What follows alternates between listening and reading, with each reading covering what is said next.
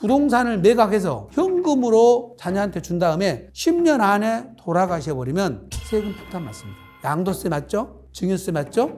합산의 상속세 맞죠? 부동산가액의 한 60, 70%가 세금으로 나갈 수가 있어요. 따라서 돌아가시 전에는 절대 부동산 처분하는 거 아니에요. 절대 파시면 안 됩니다. 부동산 거래 시 주의할 사항, 특히 많은 사람들이 놓치고 있는 세금에 대해서 이번에 좀 간략하게 알아보도록 하겠습니다. 일단 주택 그러면요. 주택은 우리나라 부동산 거래의 약 70%를 차지한다고 그래요.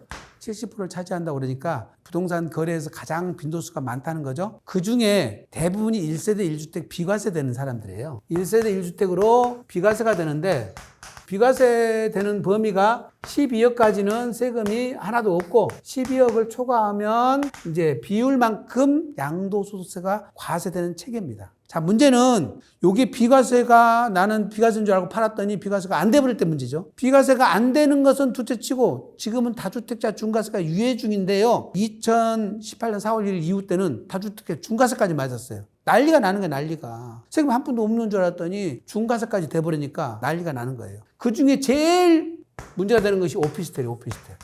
오피스텔은 황당한 과세 사례 1위입니다, 1위. 일반인들이 가장 착각을 많이 일으키는 것이 오피스텔은 주택이 아니라고 생각하세요. 그거는 취득세를 취급할 때 얘기지 양도소득세에서는 실질에 따라 사실상 사용용도예요, 사용용도. 요게 중요해요, 사실상 사용용도가. 내가 오피스텔에다가 매입세 공제 받으려고 사업자 등록을 했다, 일반 사업자 등록을 했다, 또는 세입자한테 주민등록 전입을 안 시키도록 했다, 주민등록 전입 못 하겠다, 확정일자를 못 받겠다. 그렇기 때문에 이거는 주택이 아니라고 생각하시는데 그거는 큰일 납니다. 세입자가 살고 있거든, 본인이 살든 반드시 이거는 실제 용도가 주거용으로 쓰면 주택이다. 꼭 기억하세요. 오피스텔은 지금 가장 많이 문제가 되고 저희 사무실에서 오신 분 중에 45개 건물 팔았다가 오피스텔 한 채 때문에 세금 11억 나온 사람도 있어요. 예, 세금 폭탄 받습니다. 정말 심각합니다. 두 번째로 제일 문제되는 건물이 주택이 다가구 주택이에요. 다가구 주택.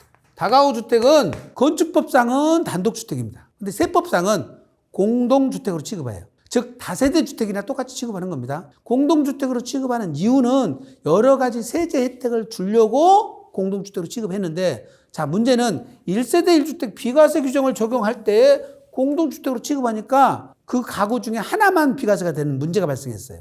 그래서 특례 규정을 따로 만들었습니다. 특례 규정을 뭐라고요? 두 가지 조건을 충족하면 단독주택으로 봐주겠다. 두 가지 조건이 뭐냐면, 첫 번째는 다가구 주택 요건을 충족해야 돼요. 이 다가구 주택 요건이 세 가지가 있습니다. 첫 번째는 3계층 이하야 돼요. 3계층 이하. 3층이 아니에요. 3계층 이하야 되고, 예.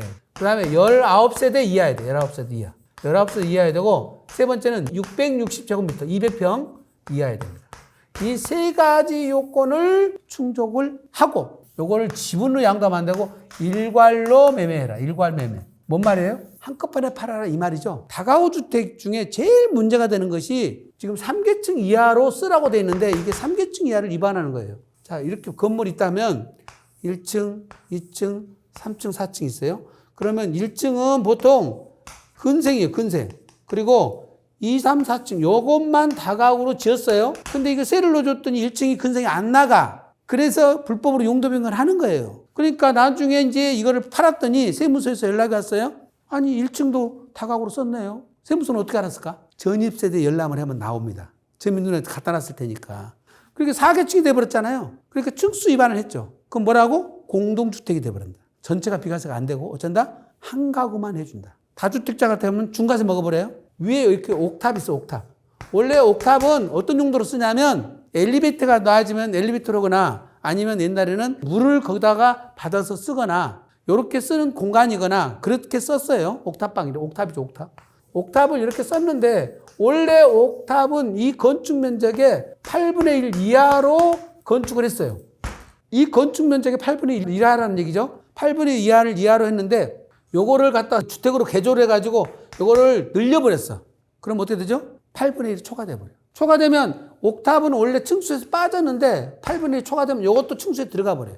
제일 요즘 많이 사고 난 것이 옥탑에서 사고 나요. 옥탑방. 옥탑방은 건축을 면적을 안 늘렸어도 기존에 있던 옥탑을 옥탑방으로만 써도 요즘은 층수에 들어가요.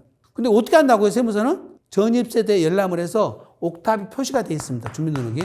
그럴 경우에는 이거는 주택수에 들어가 버린다. 그래서 황당 과세 사례 두 번째가 다가구 주택이다. 다가구 주택. 다가구 주택을 보유하신 분들은 지금 말씀드린 것처럼 불법 건축물이 있으면 바로 원상회복을 빨리 하시고, 그리고 임대를 주다가 매각을 하셔야만이 이 낭패를 안 당합니다. 세 번째, 우리가 세대를 얘기할 때는 가족들끼리 생계를 같이 하는 거예요. 생계를 같이 하면 동일세대가 돼요. 생계를 같이 하는데 이 가족 중에는 부모님하고 자녀까지 다 포함돼요. 형제자매까지. 근데 부모님 중에 누가 포함되냐면 남편 입장에서 남자의 직계존비속 포함된 것이 아니라 아내의 직계존비속까지 포함돼요. 그럼 어떻게 되죠? 장인장모까지 포함되죠. 일반적으로 내가 장인장모를 모시고 있으면 처갓집도 집에 한 채 있고 나도 집에 한 채 있으면 내가 집이 몇 채라고 생각돼요? 내 집만 내 집이고 처갓집은 내 것이 아니라고 생각하는 사람이 더 많아. 그러니까 나는 집에 한 채라고 생각하는 거지. 지금 뭐라고? 장인장모도 동일 가족이라고 본다고 그랬잖아. 그러니까 나는 집이 두 채라고 인식을 해야 되는데 나는 집이 한 채라고 인식을 하고 매각을 하는 거예요. 이 경우가 굉장히 많아요. 세대의 요건에 부모님, 장인장모님이 같이 살다가 매각을 했을 때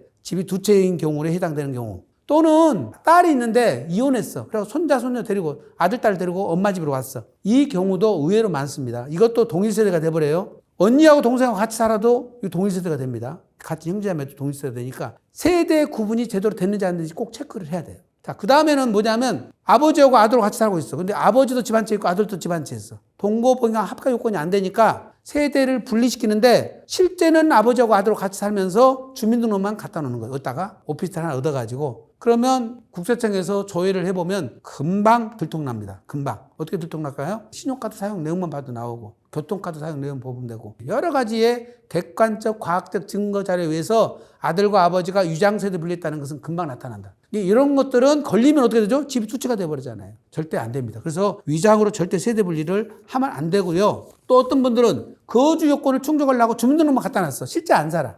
그러니까 배우자와 아내와 딸은 실제 사는 곳에 갖다 놓고 본인은 내 집에다 갖다 놨어. 그러면 자, 서울 시내에서 누가 아내와 자녀와 아버지와 따로따로 살 일이 얼마나 있겠어요? 주민등록을 내 집에다 갖다 놨다는 것은 위장으로 갖다 놨다는 거잖아요. 더군다나 제3자가 여기서 살고 있으면 여기는 위장세입자라는 금방 드러납니다. 그래서 주민등록 갖다 놨다가 비과세 된다고 믿고 있다가 나중에 세금 폭탄 맞는 사례가 너무 많아요. 절대로 주민등록을 위장으로 전입하지 말라는 겁니다. 특히 비과세되는 주택에 대해서 거래를 하면서 상대방이 업계약서 써달라고 하는 경우가 있습니다. 내가 6억에 팔았는데 10억에 파는 걸로 해달라는 거예요. 그래 나는 어차피 10억까지는 세금이 없으니까 계약서를 10억짜리 써줘. 근데 그 사람이 시행사업을 하다가 나중에 세무조사를 받았어. 실제 6억에 거래했다는 게 나타나면 비과세를 4억에서 배제시켜버립니다. 세금 폭탄 맞아요. 절대 비과세 된다고 내가 세금 없다고 상대방 세금 탈세를 도우려고 업계약서를 절대 사시면 안 됩니다. 부동산을 매각해서 현금으로 자녀한테 준 다음에 10년 안에 돌아가셔버리면 세금 폭탄 맞습니다. 양도세 맞죠? 증여세 맞죠? 합산의 상속세 맞죠? 부동산가액의 한 60, 70%가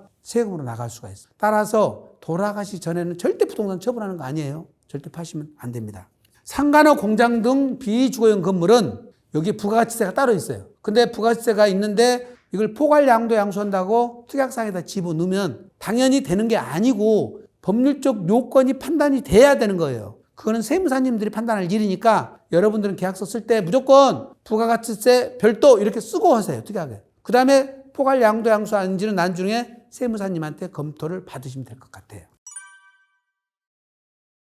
이게 양도시기가 굉장히 중요합니다. 양도시기에 따라서 세법이 달라져 버립니다. 그러니까 예를 들어서 다주택자 중과세 규정이 2018년 4월 1일부터 적용된다 그러면 3월 말까지는 적용 안 되고 4월 1일부터 적용되는 거잖아요. 그러니까 양도시기에 따라서 중과세 먹고 안 먹고 차이 나버립니다. 그 다음에 그 보유기간 계산이 되기 때문에 보유기간에 따른 세율과 장기보유 특공제가 또 달라져 버리죠. 비과세 될고도 될 수도 있고 안 될 수도 있고 감면 규정이 적용받을 수도 있고 안 되고 다 양도시기에 따라 달라져 버려요. 따라서 양도시기는 그냥 이사갈 날짜, 돈 마련할 날짜, 주고받을 날짜만 보지 마시고 세무사님하고 꼭 한번 상담 받고 양도시기를 결정하시는 것이 중요합니다. 두 번째는 여러분들 특히 재개발 재건축 관련해서 이게 세금이 굉장히 복잡하기도 하고 세금 차이가 많이 납니다. 따라서 이거는 처분 시기도 중요하고 취득 시기도 중요해요. 여기서 주택을 갖고 있다가 재개발 재건축이 돼서 공사를 하고 여기서 아파트가 신축이 됐으면 자, 종전 주택은 여긴 부동산이고요. 공사 중에 입주권은 부동산을 취득할 수 있는 권리가 되고 다시 이거는 부동산이 되는데 중요한 거는 이 조합원 입주권 상태에 양도하거나 취득을 하면은 세금 체계가 다 바뀌어 버려요. 왜 그러냐? 자, 여기서 주택을 양도하면 1세대 1주택 비과세는 아무 이상 없이 되는 거예요. 그런데 여기서 만약에 양도를 하게 되면 주택에 대한 비과세가 아니라 조합원 입주권 비과세 특례라는 다른 규정이 있어요. 무슨 차이가 있는가 볼까요? 장기 임대주택을 갖고 있어요. 내가 2년 이상 거주한 집을 여기서 팔면 비과세가 되는데 조합원 입주권 상태, 관리처분 계획 인가가 떨어진 다음에 팔면은 비과세가 안 돼 버려요. 난리가 나는 거예요, 난리가. 여기 세금 몇 억이 왔다 갔다 해버려요. 비과세가 안 돼요, 여기는. 왜 여기 날짜 변경 때문에 요것 가지고 왜 차이가 나냐? 어쨌든 세법은 어려우니까 그냥 그렇게 알고 계셔야 돼요. 비과세가 여기서는 안 돼버린다는 거고. 자, 주택으로 팔면은 장기보유 특별공제가 전체에 대해서 되는데 입주권 상태에서 양도가 이루어지면은 장기보유 특별공제가 이렇게 된단 말이에요. 이렇게. 자, 보세요. 여가 관리처분인데 떨어졌잖아요. 종전주택에서 발생한 양도 차익. 여기에서는 장기보유 특별공제 되는데 관리처분계획 인가 이후에 발생한 양도 차익. 여기는 장특공제가 안 돼버려요. 세금 차이가 어마어마하죠. 자, 그러면 준공이 떨어지고 여기서 팔면 어떻게 되냐? 그때는 전체 대세 해줘, 전체. 여기서는 요놈만 해주고 요건 안 해줬잖아요? 근데 여기서는 어쩐다고요? 또 전체가 된다고 그랬잖아요. 개포 1단지가 그런 상황이에요. 작년 2023년 11월 말에 거기를 입주를 했는데 거기에 예를 들어서 4억에 사가지고 30억 파시는 분들 예를 들어보니까 준공 전에 파신 분은 양도세가 5억 나와요. 준공 입주 후에 파니까 세금 1억이 나와. 4억 차이가 나버려요. 큰일 납니다. 그러니까 언제 양도하냐에 따라 세금 차이가 이렇게 난다는 거죠. 취득했을 때도 마찬가지죠. 취득. 여기서 자 관처가 나기 전에 취득을 해갖고 지금 여기서 아파트를 팔면은 보유기간 계산이 종전부동산 보유기간, 공사기간, 신축 부동산의 보유기간 다 합산해서 보유기간을 계산해줘. 근데 만약에 관리처분계획인가가 떨어진 다음에 입주권 상태에서 취득을 하면 보유기간 계산은 준공일로부터 이것만 보유기간 계산이 되는 거예요.